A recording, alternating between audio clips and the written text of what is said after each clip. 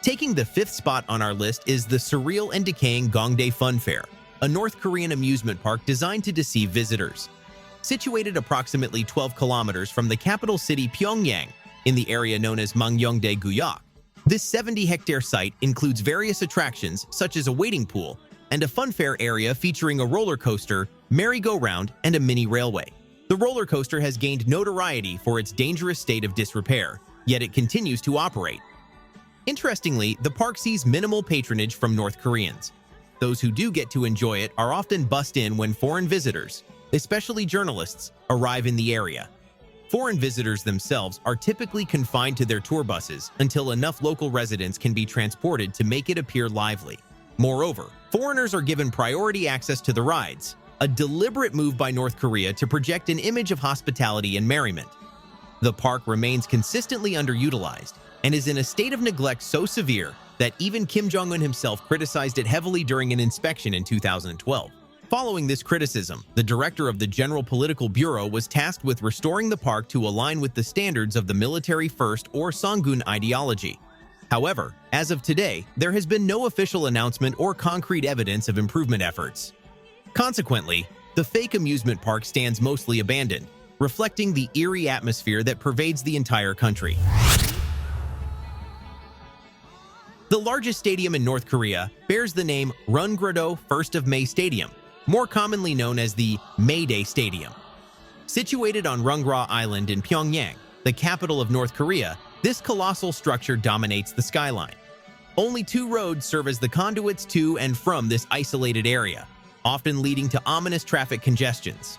What makes this stadium truly intriguing is its proximity, merely a mile away, to Kim Il-sung's Stadium of Ideals, a venue designed for 50,000 spectators. But the most unsettling aspect of the Rungrado Stadium lies not in its size, but in its usage, or rather, its lack thereof.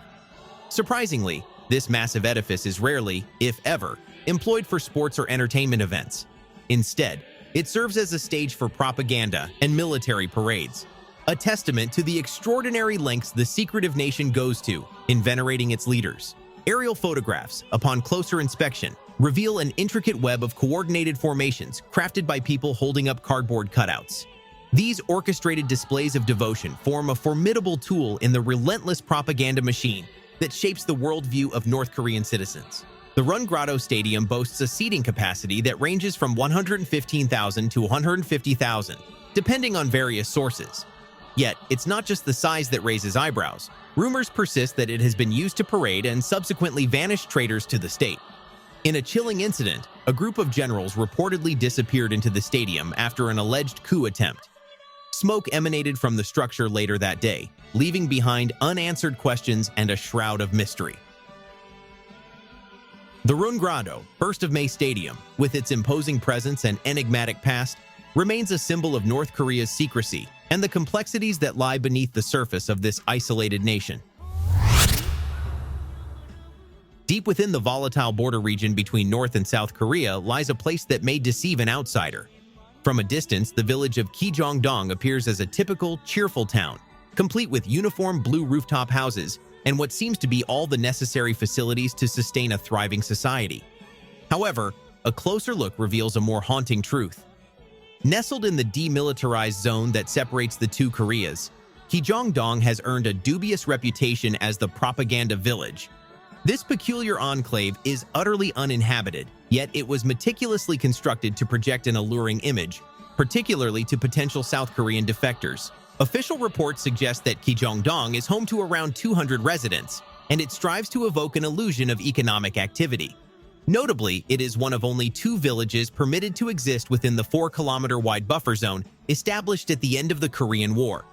The other village, belonging to South Korea, is the genuinely inhabited Daeseongdong, with only about 190 residents.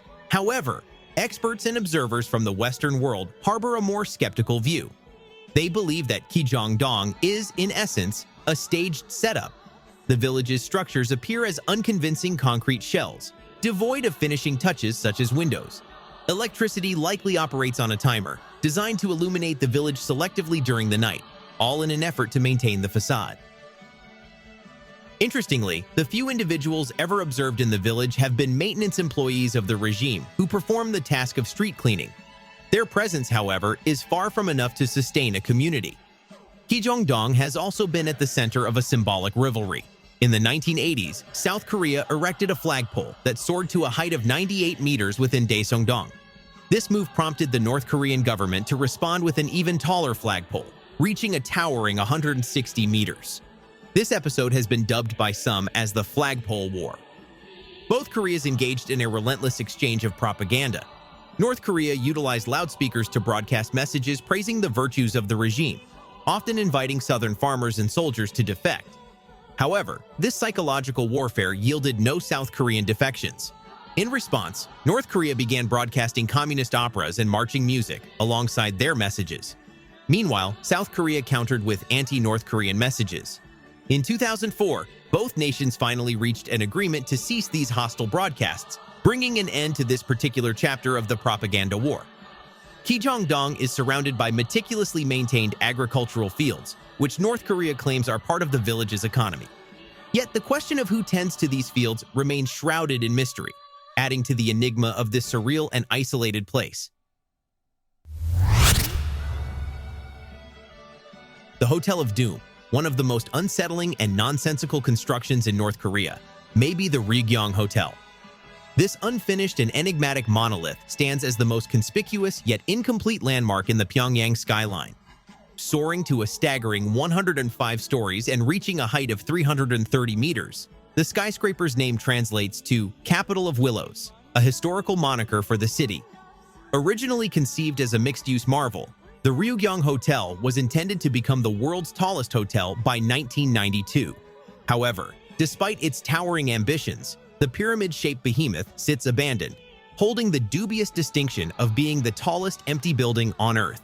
The saga of this colossal edifice began as a direct response to the completion of Singapore's Westin Stamford Hotel by the South Korean construction company Songyang Group in 1986, which was then the world's tallest hotel. North Korea aimed to attract foreign investments through a newly established firm that would finance approximately 230 million of the construction costs. Unfortunately, this goal was never realized. Ground was broken in 1987, but by 1992, the financial crisis precipitated by the fall of the Soviet Union forced the project to come to a halt. The estimated total cost of construction ballooned to a staggering $750 million, equivalent to a staggering 2% of the entire country's GDP. As Western media caught wind of the abandoned building, it began to be dubbed the Hotel of Doom, or the Phantom Hotel. A forlorn crane rusted atop the structure, serving as a constant reminder of its ongoing failure. The European Union Chamber of Commerce in Korea further exacerbated the hotel's woes by asserting that the elevator shafts were misaligned and that the hastily constructed structure was beyond repair. Interestingly, the North Korean government chose to erase this gigantic blunder from official records. It edited photographs to remove the eyesore and omitted the hotel from official maps of Pyongyang. 16 long years passed before the Egyptian Orascom Group took on the challenge of completing the construction as part of a $400 million deal to build and operate a 3G mobile network.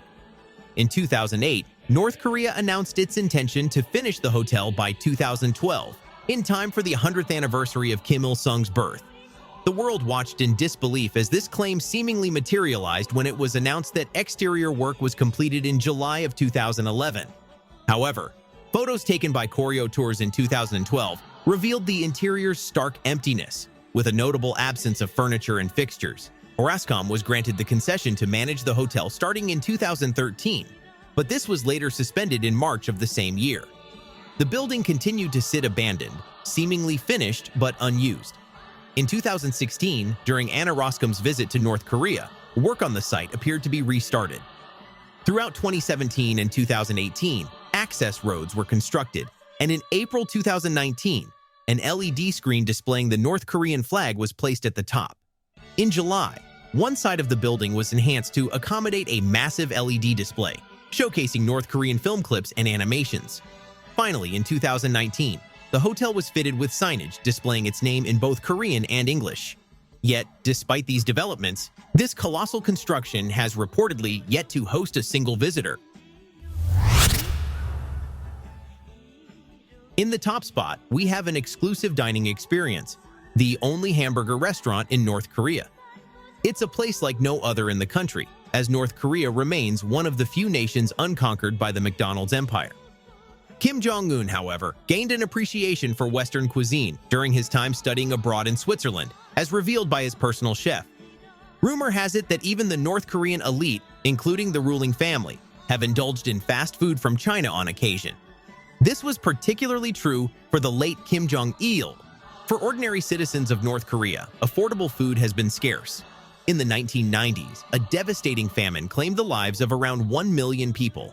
But recently, North Koreans have been queuing up to savor a unique culinary delight, the Jeju Getpunk. Priced at $2 or 228 North Korean won, it's considered quite expensive for them. The Jeju Getpunk is credited to Kim Jong-il himself and consists of 2 bread pieces, with beef in between. Another interesting addition to North Korea's food scene is the Mila Salted Sum Taesong, a cooling beverage restaurant established in 2009 and operated by a Singaporean company. Surprisingly, the restaurant is reportedly owned by Kim Jong-il's sister, Kim Kyung-hui. Western delicacies like hamburgers have gained immense popularity in North Korea, and they've even made their way onto the Air Koryo in-flight menu. Although the source of the ingredients remains unclear, North Korea insists on labeling all items served at Sum Taesong with made-up Korean names to maintain the illusion that these meals are authentically North Korean, despite being Western creations. People have been eagerly lining up to savor these hamburgers at the only restaurant in the entire country that serves them, making it a unique culinary experience in the secretive nation.